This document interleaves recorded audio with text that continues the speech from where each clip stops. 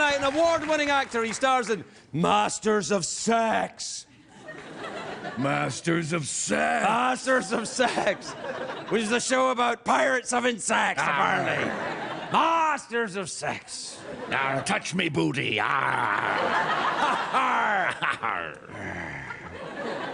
You get without with your booty. Yeah. Yeah, man. Yeah. Second season of Masters of Sex premieres July the 13th on Showtime. Take a look at this. You don't approve of my behavior because you're afraid it means I'll turn into my father. Well, pressure's off, Mother. Your fears are realized. I am my father. Pride of Port Talbot, Michael Sheen, everybody. Michael Sheen.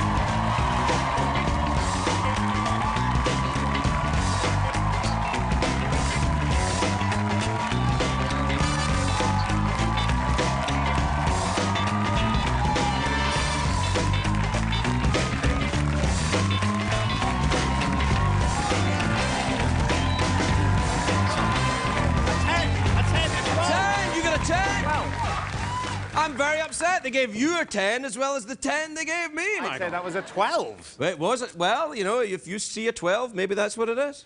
Have you made these seats higher than... They are a little... I'm basically swinging my legs here. I can't... No, I think what it is you've developed a new system of sitting further back on the seat Do you think than that's you what used it to. is? Yeah. I like to relax. Or maybe your legs are getting shorter. Maybe I am. That's not a thing. You know what? It looks like that, though, as you get older. You'll find this out. You're younger than me, but I've noticed that my legs look shorter because my testicles are descending. Or maybe your eyes are receding. My eyes are... further away. Maybe they're connected. As they go down, they get sucked in by, like... So all I'd have to do is pull my eyes forward and everything would come back up. It's like the cheapest facelift in the world. Just pull your eyes out. Pull your eyes out and you'll get a bit of scrotal plumping. Yeah. Do you worry about... I used to know a lad called Scrotal plumping? Yeah. Scrotal plumping is what we used to do in the summer holidays. That's right. Oh, boy. Yeah. Anyway, you get naked a lot in this show, my friend. A fair bit, anyway. Yeah. There's nothing like knowing that on Monday morning you're going to be standing there naked in front of a crew of hairy men to motivate you to get to the gym. That's the dream job, man. And by gym, I mean... the man I keep running. Yes, yeah, of course. Yeah, no, you have to be very careful. You have to watch what you eat and do all that stuff. It's dreadful. You should do a talk show. It's much easier. It's like torture, because when you're doing the show, they have a thing called craft service, which is where they keep every delectable food known to man waiting for you. At any point in the day, you can eat it. And so the torture is they leave all that out there, donuts and, you know... Oh, say that again. Say that again. Donuts. Oh, donuts, yeah. And cupcakes. Cupcakes, all right. Booty. And they leave all that out there, and then you want to eat it all, and then you remember, oh yes, I've got to be standing naked in front of you all masturbating by Monday.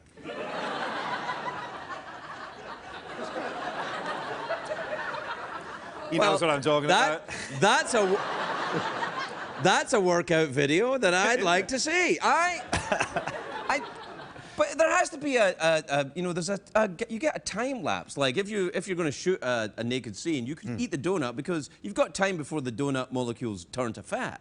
It doesn't just, you don't just eat, you know, it's like, no, when I eat donuts, it is immediately, really? yes.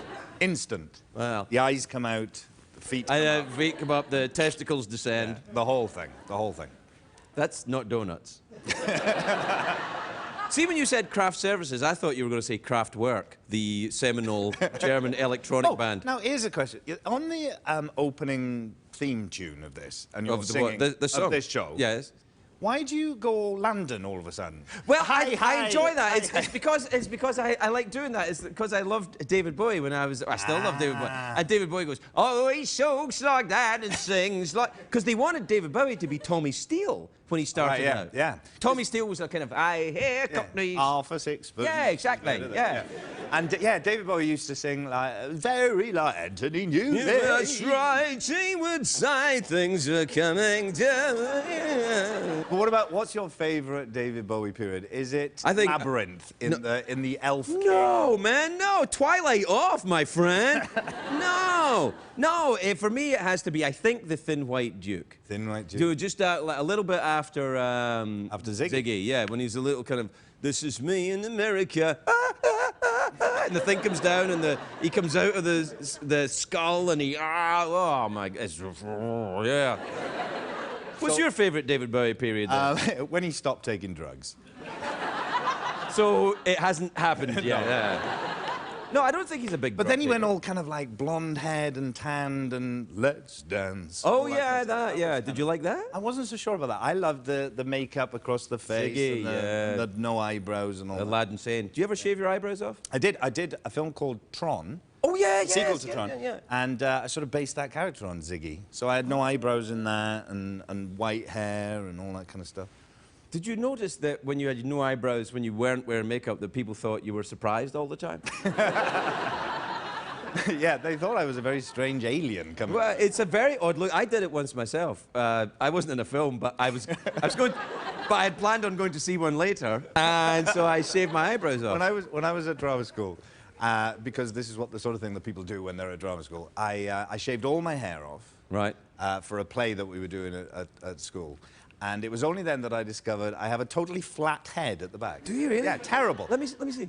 I know how special. I have special haircuts. Really? To allow for more hair at the back because my head is so flat at the back. Is that because when you were a baby you lay like that? It was because my mother used to tell me to shut up by banging my head against the table like that, I think. No, she didn't. She didn't do that. She didn't do that. I mean, he is Welsh, but he's joking. Yeah. No, I have no idea. Maybe, I don't know, maybe there was like a forceps situation going on, and I don't know, but I have a flat head. I think it's maybe just genetic. Some people are, cursed with the shelf-like... Yeah. It looks very good, actually. As I look at it now, it's very noble looking. Thank you very much. Yeah, I knew you'd be all right. But what I did was, in order to not look stupid with a flat, shaved head, I decided to wear an old battered top hat instead, because I was at drama school. Oh yes, of course. And so I wore an old battered top hat and a three-piece tweed suit, and I would walk into shops and go, "I will have." Oh, this is not on stage. This is just walking around. Whilst Oh, you horse's ass. I know. Just awful. Oh god, yeah, I've done some. I went through a phase of dressing up like a vicar.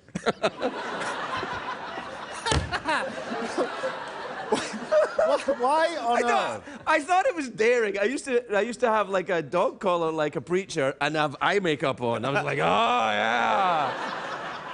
That was only last week. I was going to say, was that in the 80s? Yeah, it was. Yeah, it was a bad time. You were in a punk band? Yeah, it was. Yeah. What was the name of your punk band? The Bastards from Hell. And then, were you ever in a band? I was in a band. I wished I was in a band. I did a radio show just over Christmas time. I was asked to do a radio show about the music I was listening to when I was a kid in the 80s. Because I was about 11 in 1980 and like 19 by the end of the 80s. Right. So I grew up through the 80s. So the first music I was really into was, you didn't call it this over here, but in Britain they were called the New Romantics. New Romantics, yeah. Boy George was kind of one of them. Well, Spandau Ballet, it was more like sci-fi, like Duran Duran when they first started. Right, all right then, yeah. And Adamant, anyone remember Adamant? Adamant, yeah, of course. Yeah. So you're welcome, senior citizen. Thank you. So I got Adamant on the show, and Howard Jones. You remember Howard? Oh yeah, Howard Jones was the.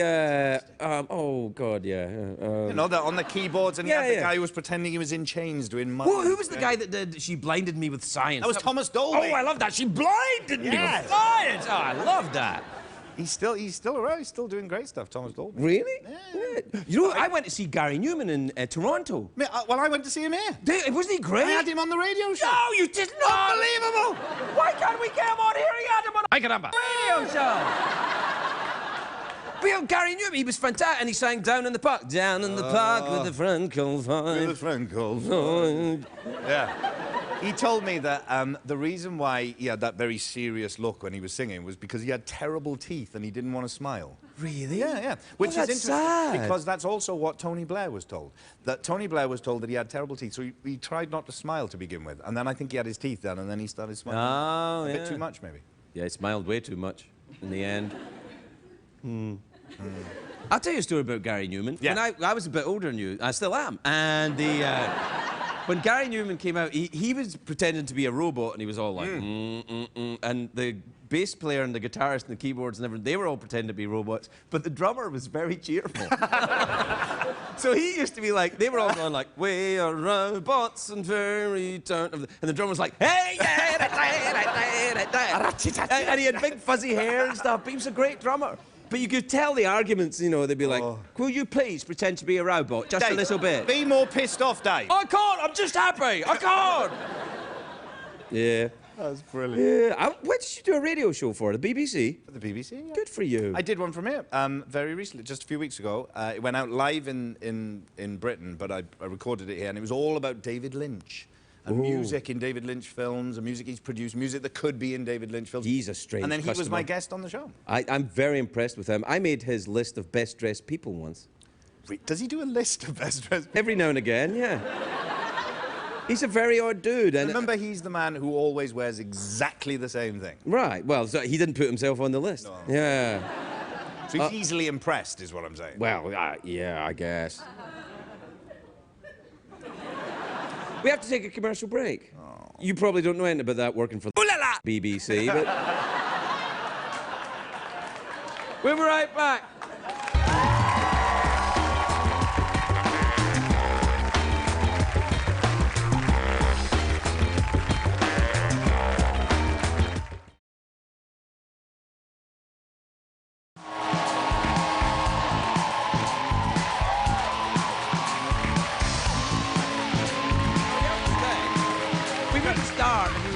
Welcome back, everybody. I'm here with Martin Sheen, who just asked me, oh, you're starting again. Should I leave?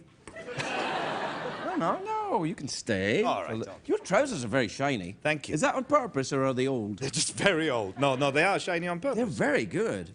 Yeah, They look like leather, yeah. but without the discomfort. Some of us wear leather for that discomfort. With less... Ay, caramba! going on. Is that not a... Crikey! Is that a word? No. Chafing. Less Chafing, yeah. But let's take a step back and look at the word strudel. Where does that come from? Isn't what dogs do to your leg when they... When they hump it? That's humping. Ooh, humping your leg.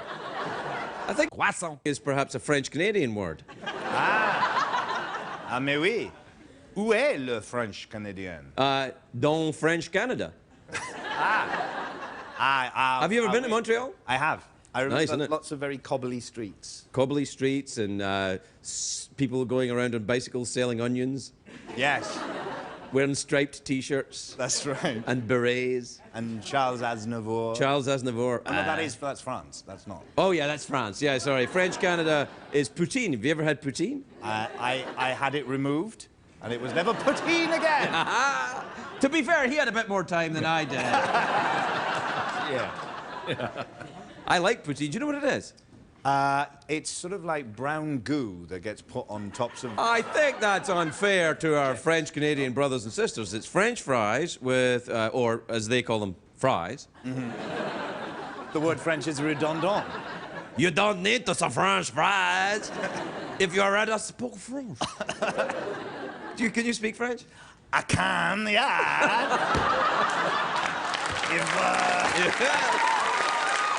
Well, suppose we could conduct the rest of the show in French. I would very much like that. You know, sometimes when people can't speak French, and they hear people speaking French, it just sounds like people speaking English with a stupid accent. I hate that. I hate it. I know. I hate those people. Those people are stupid people. I can't go on. No, let's not stop. All right. So, what is your favorite cheese? My favorite cheese is my blue cheese. Blue cheese. Oh, you mean bleu cheese? I don't know what you talk about. Wait, we sound a little Italian all of a sudden. He's getting a little Groucho Marx, I think.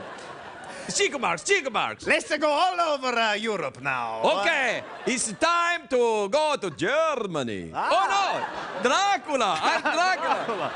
We are in Transylvania now. Yes. When I was about 17, I got a job at Wales's first drive-through burger bar. I see. Yes. Now, you're going to see where I'm going with this in a minute. Okay, I'm happy to go with you. I used to have to stand in a little porter cabin thing because they didn't have enough money to have an actual shop. So they just had a little, portable cabin thing at the side of the motorway, freeway, if you're American, the side of the motorway. Many of these people are American. Yeah.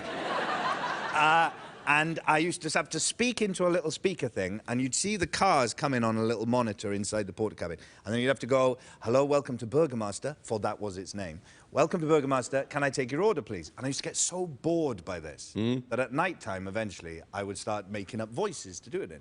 And one of the voices I did it in was The Rock. I see. Hello, welcome to Burgermaster. May I take your order, please? That's what I was doing. Yes, I would like a blue cheeseburger. We don't serve Italians in here. You don't serve Italians, you're a racist. You're a racist Dracula. Wales' first racist vampiric burger bar. A racist vampire hamburger. Yeah, that's a... Because there were many normal ones of that. Right. Drive-through racist vampire burger bars. You know, that sounds like something on the Cartoon Network or something, doesn't it? Do you ever watch Adventure Time? No, I've been told about it though. Yes, I've friends. Your daughter watch it? My daughter's watched. Yeah, my oldest boy watches it. It's fantastic. Have you ever? Things have gone crazy ever since SpongeBob SquarePants. Yeah, it's gone mental. But Adventure Time's like it's really good. It's like a story and everything. Really? Yeah. Like in my day, it was the cat chased the mouse and they killed each other. That was a cartoon. Yeah. Nowadays, people are having feelings and sorting stuff out. What, stories? Stories. There's the Ice King, his backstory is so sad. Finn and Jake, they... Is that the one with Captain Knuckles? No, that's another one. Who was that one? That? I think you made that one up. Have I made that up? Captain Knuckles and Tootsie Frutti. And oh yeah, Captain Knuckles, the bollocks poutine cheese show. Yeah. Big French-Canadian cartoon, very popular with the kids. What's you say poutine, but what's the Irish moonshine called? Isn't that called poutine as well? Poutine. Poutine. Oh, well, of course, there's a massive difference there, isn't there? Well, it's two separate words, for goodness sake. I mean... You're getting mad at me like I've got something to do with it. I just provided you with the information. You're like, well, that's so different. Like, I'm just telling you. But you said it like I was the stupidest person in the world. One's called poutine, the other one's called poutine. What's wrong with you? Of course they're completely different. But what, like, surely there's been terrible... I hate it when we fight. Then you must not argue with me. I can't take this anymore. Michael Sheen, everybody.